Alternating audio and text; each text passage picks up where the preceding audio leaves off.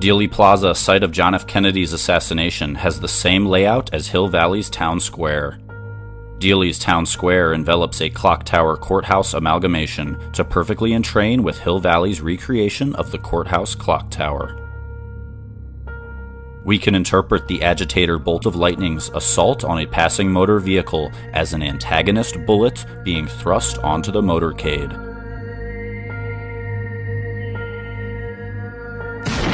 Time travel transdimensional journeying is the metaphorical transdimensional journey via death happened upon then King JFK after the aerial assault.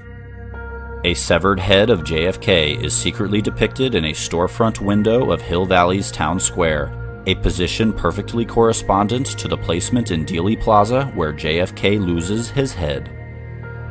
Postured among artistic portraits of previous presidents portrayed in 2 dimensions, JFK's likeness stands alone as a 3-dimensional bust, a far more telling representation of his physical body. The film is released on November 22nd, the anniversary date of the JFK assassination. Why is there a reenactment of JFK's death in a series released on the anniversary of his death on a spot containing his severed head? John F. Kennedy is America's first TV president, owing his office to the inaugural adoption of this technology into America's homes. This landmark paradigm shift is depicted in Back to the Future as the Baines family brings television into their home for the first time. Our first television set. Dad just picked it up today. Do you have a television? After bringing television into the home, John F. Kennedy is brought up for the first time in the movie. Right past Maple, that's John F. Kennedy Drive. Who the hell is John F. Kennedy? Marty inquires as to the location of Doc Brown's house, learning that he lives on John F. Kennedy Drive, or John F. Kennedy Drive, as in the car, the drive, the motorcade during his assassination. That's John F. Kennedy Drive. When Marty speaks his name, he makes a gun with his hand, and when he arrives, Doc has a head wound exactly where JFK was hit by a sniper. A subtextual death in cars plot emerges surrounding the JFK-laden scene as Lorraine drudges up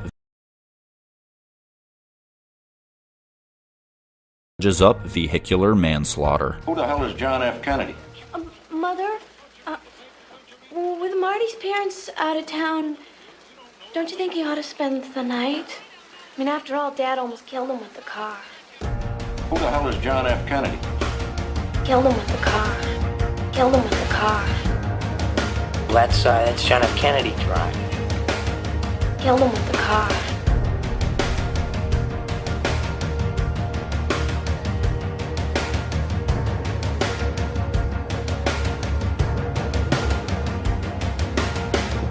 I mean, after all, Dad almost killed him with the car. Alluding to Kennedy's post-mortem presidential successor, LBJ, is the presence of Lorraine Baines. The B in LBJ stands for Baines. That's John F. Kennedy Drive. Who the hell is John F. Kennedy?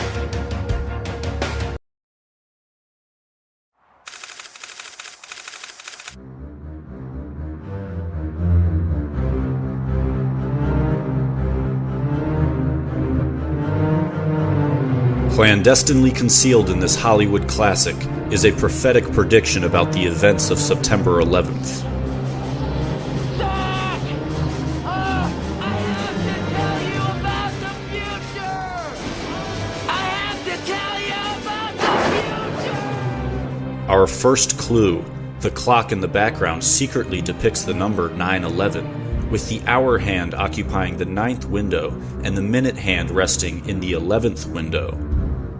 Marty is desperately yelling, "I have to tell you about the future," while the clock says 9/11. And what is Marty trying to warn Doc about? A terrorist attack. Dear Dr. Brown,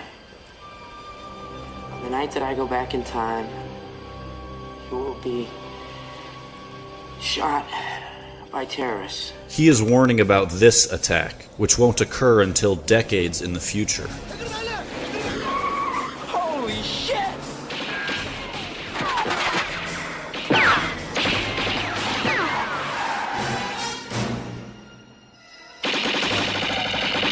The terrorist ambush occurs here, in the parking lot of the Twin Pines Mall. Of the multitude of names that this scene could have had, why is it called the Twin Pines Mall? It will soon become clear that this scene is supposed to represent September the 11th. Twin is a reference to the Twin Towers. And when we look closely, we can see that the clock at this scene also says 9/11. Both of these clocks veil a code for September the 11th, the first appearing during the warning of the attack, and the second appearing during the attack itself. And to even hammer the point home, here at the Twin Pines Mall, we are shown two more clocks, and both of them also display the barely hidden value 9/11. You will be shot by terrorists. So all of these 9/11s are on clocks, because 9/11 is more than just a number. It's a time, a specific time in history, a date. It appears on clock after clock, while Marty frantically warns about an impending event in history. These clocks are denoting the date of that event, while terrorists are attacking. And what about these terrorists? Because terrorists can come in many forms, look any different way, be from any part of the world. But these terrorists happen to share the same ethnic roots as the alleged 9/11 hijackers, and stage their ambush at the Twin Pines Mall.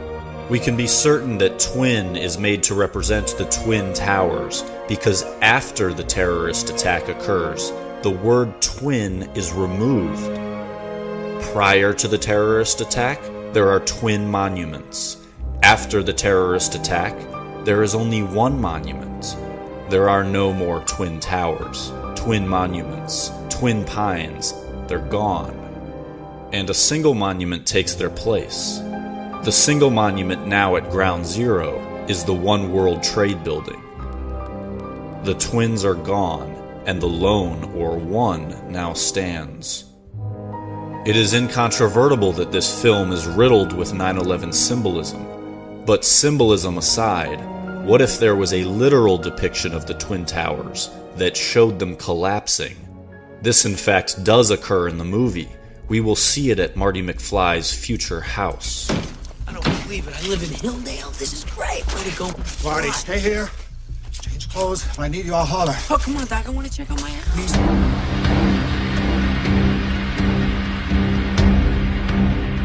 What happened to Grandpa? Throw his back out again. How's Granddad's little pumpkin? It is at this residence where we will be introduced to a scene so prophetic that it will turn our entire worldview completely upside down.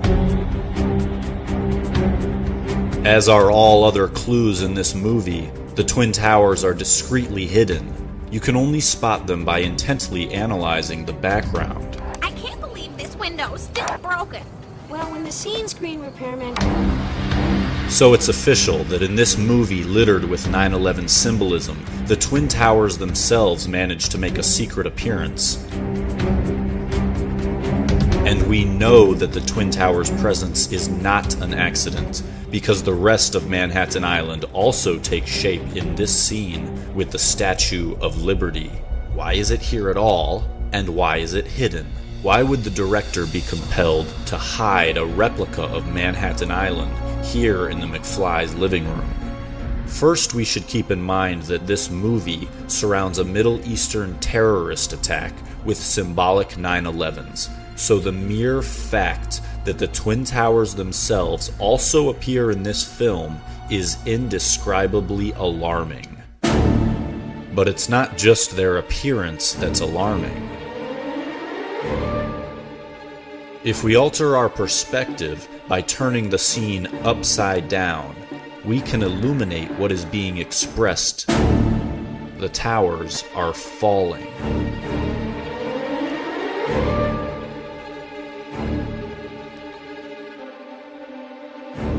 It would solidify our point if there were justification for viewing this scene upside down. But can we think of any reason at all why we should be motivated to look at this scene from an inverted perspective, revealing the Twin Towers falling down. In the entire 3-part series of Back to the Future, there is only one cameo ever made by an upside-down human being, and it is in this scene. This is the only time an upside-down character will ever be viewed, and it's for a reason. We are being instructed to observe the event from his perspective. The secret architecture of this sequence of events is so carefully woven. Even the audio is spot on. Listen to what Lorraine McFly says just as she clicks the remote to trigger the Twin Towers collapse. I can't believe this window's still broken. Broken. How obvious does this have to become? The following sequence of events is centered around Marty attempting to issue a warning about terrorist attacks. First, he tries to tell Doc about the attack. Doc, about the future. No! Doc won't listen.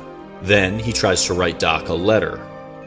Dear Dr. Brown, you will be shot by terrorists. Doc tears it up. To accept the responsibility! He tries to voice it to him, In that case, I'll tell you straight out! but is interrupted. He tries to yell the warning from the top of his lungs. Doc! I have to tell you about the future! When it all fails, he continues hatching schemes to warn about the terrorist attack. Damn it, Doc, why did you have to tear up that letter? I could just go back early and warn him. The blatant, overwhelming theme here is that someone is screaming from the top of their lungs to watch out for this pending terrorist attack. I could just go back early and warn him. And finally, when Marty's last plan goes into action, he ignites an astounding pyrotechnic proclamation that unmistakably spells out the digits 911. Someone is screaming from the top of their lungs with all the creative capacity that they can muster to watch out for this future terrorist attack. On the street where we just saw 9/11 in blazing fire, the terrorists appear and go streaking by, on their way to the Twin Pines Mall, which is clad in more 9/11 warnings. 9/11, 9/11, 9/11, 9/11, 9/11, 9/11, 9/11. The film is crawling with 9/11s. But what is Back to the Future fundamentally about? It's about an individual who has foreknowledge of an amazingly unlikely event. Unfortunately, you never know when or where it's ever gonna strike. We do now. A tower that is going to be struck down from the sky. This is it. This is a suspiciously perfect metaphor for 9/11. But Marty has foreknowledge regarding two events. One is a Middle Eastern terrorist attack, and the other is a tower being destroyed. It doesn't take the greatest of artistic imaginations to superimpose his two warnings. What are the chances that a movie displays all these 9/11s, and the plot of the movie is a prophecy about a tower being struck down, while Middle Eastern terrorists stage a surprise attack at a scene called Twin? And what are the chances that in that same movie, the director constructs a secret recreation of Manhattan Island that shows the Twin Towers falling?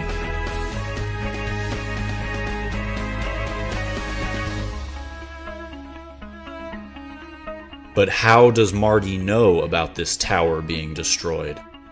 He acquires this information about when and where the strike will happen via this flyer from this woman. Take a look in the background, where you'll see the actual, all-seeing eye of the Illuminati.